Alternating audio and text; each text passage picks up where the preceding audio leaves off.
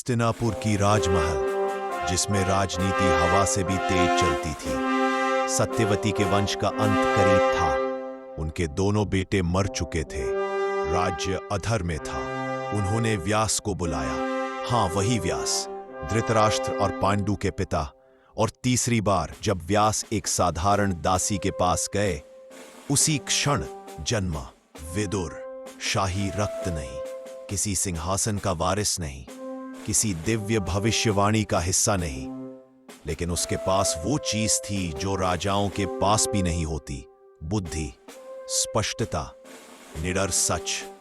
विदुर बचपन से ही एक चीज समझ गया: कभी कभी सत्ता अंधा करती है और सच देखने के लिए आंखें नहीं, हिम्मत चाहिए। दुर्योधन ने अभी तलवार उठानी भी नहीं सीखी थी, लेकिन विदुर ने खतरा पहले ही देख लिया था। ईर्ष्या, लोभ, अहंकार, अनियंत्रित महत्वाकांक्षा। विदुर हर बार धृतराष्ट्र को चेतावनी देता: राजन, आपके पुत्र की महत्वाकांक्षा आपके राज्य का विनाश करेगी। लेकिन धृतराष्ट्र अंधे सिर्फ आंखों से नहीं थे, वे अंधे थे अपने पुत्र के प्रति मोह से। राजा सिर्फ वही सुनते हैं जो उनकी शक्ति को अच्छा। गुरु सभा में सब हां में हां मिलाने वाले थे। जो राजा कहे वही सत्य। लेकिन विदुर वह पहला आदमी था जिसने सत्ता के सामने सच बोला। उसने धृतराष्ट्र से कहा, राजा बल से नहीं, न्याय से टिकता है। उसने दुर्योधन से कहा, अधर्म से अर्जित सत्ता मृत्यु का निमंत्रण है। 3000 साल पहले विदुर वही बातें समझा रहा था जो आधुनिक राजनीति आज समझ पाई है: नैतिक शासन, कानून का सम्मान, सत्ता से पहले सत्य। विदुर समय से आगे नहीं था, वह समय को परिभाषित करने आया था।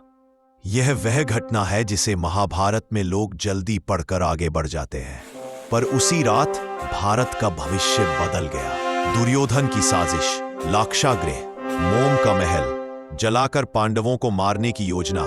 राज्य चुप, राजा मौन, सत्ता अंधी। लेकिन एक आदमी सच के साथ खड़ा था: विदुर। वह सीधे बोल नहीं सकता था, वह दुर्योधन को रोक नहीं सकता था, वह राजकुमारों को चेतावनी नहीं दे सकता था, क्योंकि सत्ता खुद अपराधी थी।